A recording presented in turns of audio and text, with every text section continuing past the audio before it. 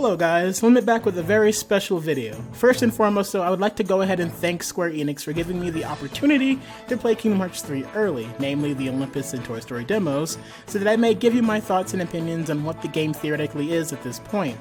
Other than me generally wanting to cover this topic, we who were invited were told that Square does plan to watch our videos for feedback on the game. It was even said at the event that while we were playing the game, the lovely people at Square were already walking around and taking notes on what to improve upon. So just a nice tidbit of info I thought I would share with you guys before we started.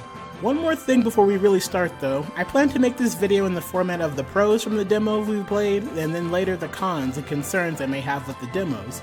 Of course, what we played, as I have stated, are demos, and I'm sure some of the choices made for the demos would be, well, exclusive to the demos. But I still plan to bring them up for discussion just in case they weren't. I'll stop stalling though, let's begin with the pros, or things I really enjoyed from the game. The first and main concern I had for Kingdom Hearts 3 was the platforming. Since the worlds are going to be extremely expansive, I would think that would make for a lot of platforms Sora and company are able to climb up on and traverse through. In Kingdom Hearts 0.2, the platforming was a lot to be desired. Simple platforms in that game that you figured Aqua would be able to hang on to with no problem ended up being one of the biggest. Though, for what I played in the Kingdom Hearts 3 demos, platforming seems to have significantly improved. No more grabbing onto things I did not want to grab and being able to air slide to a ledge without praying that Sora actually interacts with it. They definitely improved upon that previously big problem. Initially, myself and a few of you watching that's been on the channel had been worried when we realized that flow motion was making a return from Kingdom Hearts Strange Drop Distance, and the reason for that worry was due to the fact that flow motion was a bit overpowered in the sense that you could spam it and be completely fine the entire game.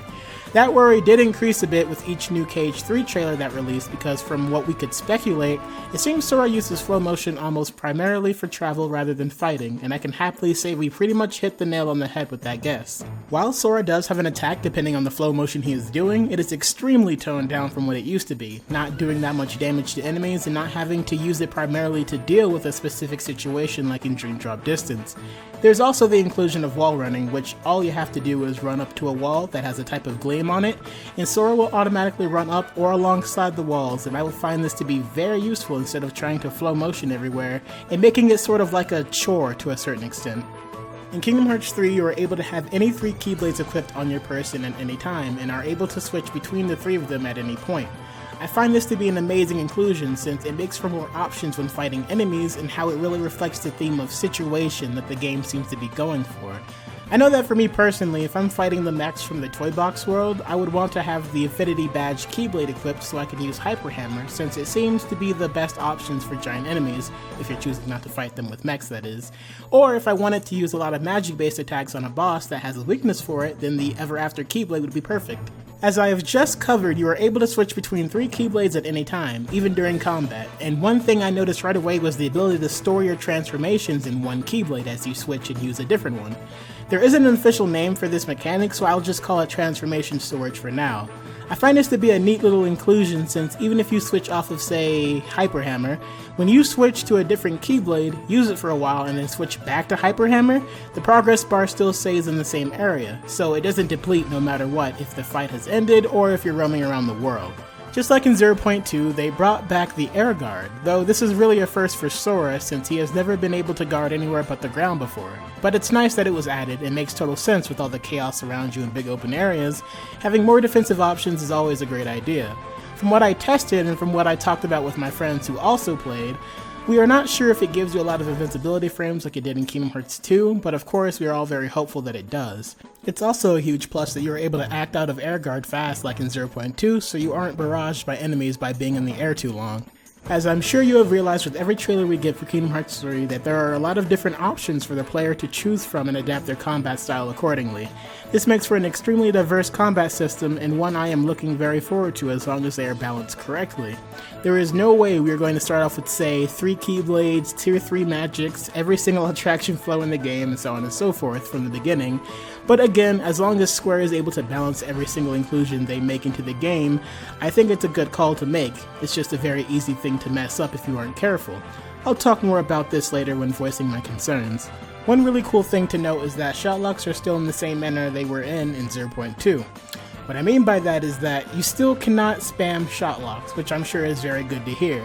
If anything, it's pretty hard to refill your focus gauge from my experience, unless of course you go to a save point, but since there were no save points in the demo, the only way to get back focus was to defeat enemies and to use elixirs, and even then, the amount of focus you would get back from enemies isn't much. I should also add that shot locks are different depending on the Keyblade. It isn't like Birth by Sleep where you would find them in chests and are able to switch them, which is also very reassuring and a nice feature, making each Keyblade all have a use to them, which I know is a problem in previous titles in the series where you would find the best Keyblade and stick with it the entire time. Oh, and the shot lock you use does depend whether or not you do a full shot lock or not. For example, you see here that Sora has the option to use Snake Bite, but when he fully maxed out his shot lock counter, it changes to Ragnarok. Pretty neat. In Kingdom Hearts 3, they have added idle animations for each of the characters. This was an amazing addition to the series to make it feel more lifelike in a way. At the premiere event, we were shown some behind-the-scenes footage that showed all the effort that went into making things such as NPCs, and even the detail that went into making Rapunzel's hair and how it interacts with the environment. Smaller things you would come to expect in a regular JRPG. Really is like a new breath of fresh air when it comes to Kingdom Hearts, since it, in previous titles... I'm no hero. Trust me. You kidding? Listen to those cheers, man. You don't get to decide if you're a hero or not. They do. And they've already made up their mind. Whether you like it or not, you're their hero. Wow, look at all those roaring fans. I don't believe I really have to tell you how amazing Kingdom Hearts 3 is looking, and it was just a demo we received on top of that. There is no doubt that the game will look even more polished by the time it releases, just like how 0.2 did up before its release. As for the music, there were some new tracks that played in Toy Box, such as the Overworld theme, which is an instrumental rendition of You've Got a Friend in Me, and the World's Battle theme, which I will play here.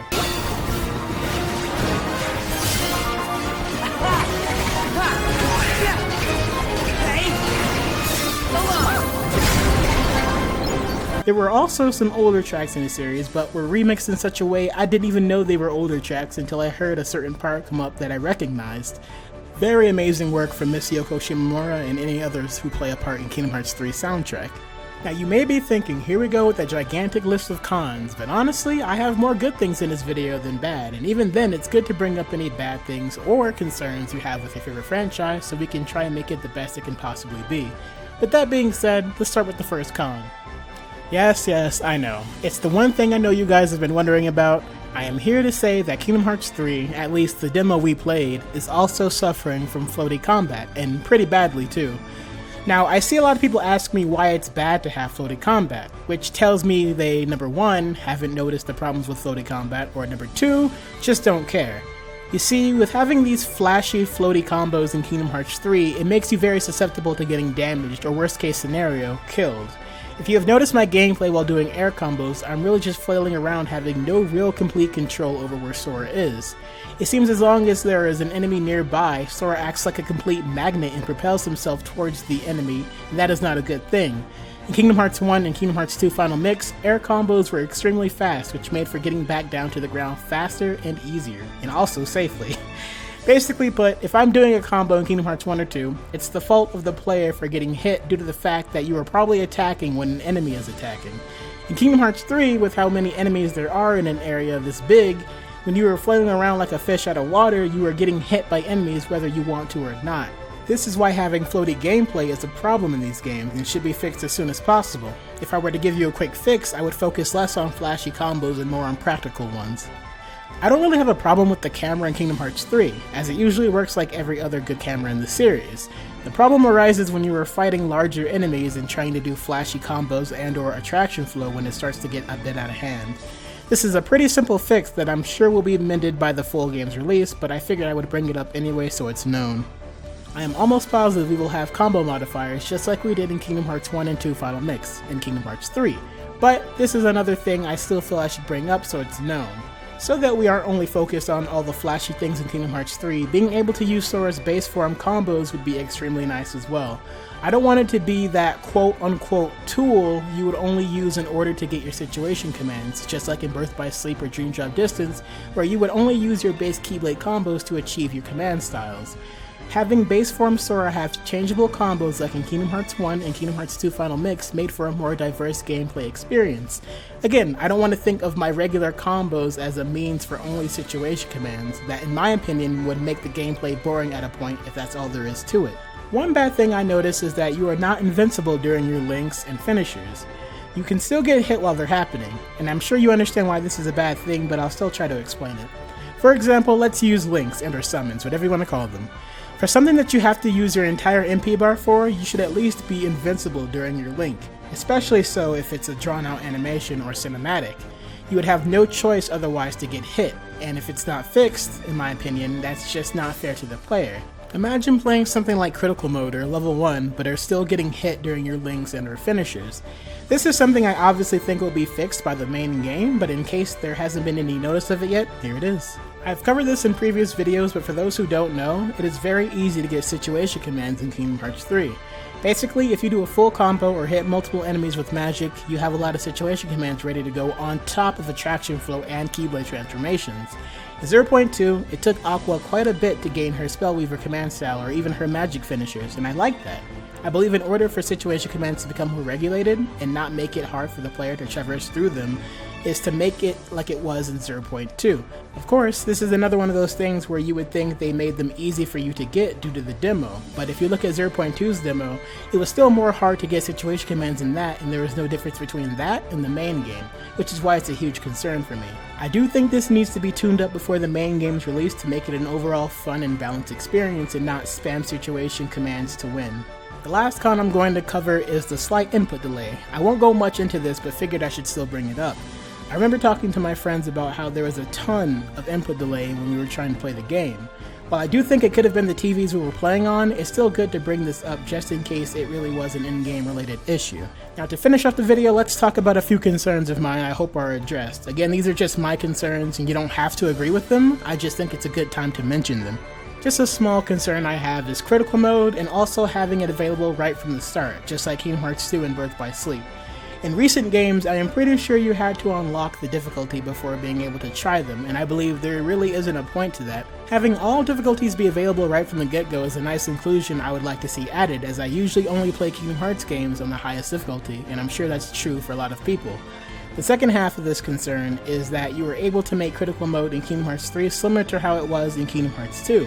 In Kingdom Hearts 2, it was extremely fun and almost seems as if the game was made to be played on it. In 0.2, it took away key abilities that any player would need on a higher difficulty for seemingly no reason at all.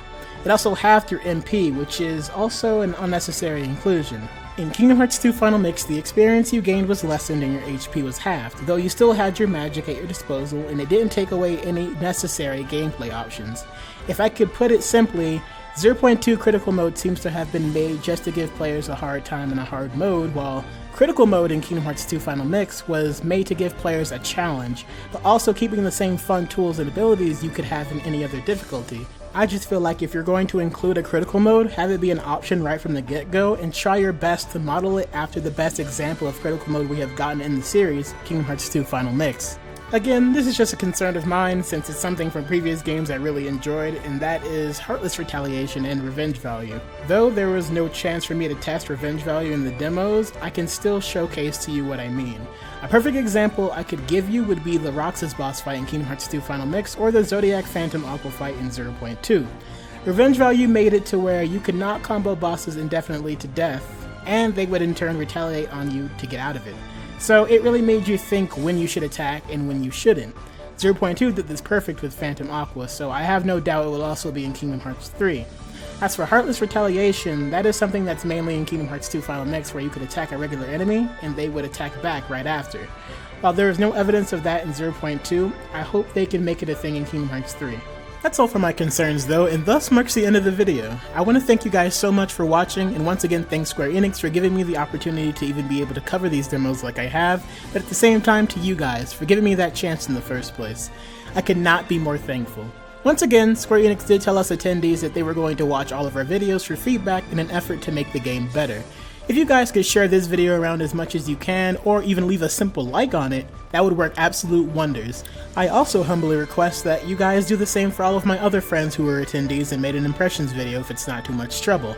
All of their impressions will be in the description below. Since this is our chance to make Kingdom Hearts 3 an even better game, I believe we should go ahead and take that chance.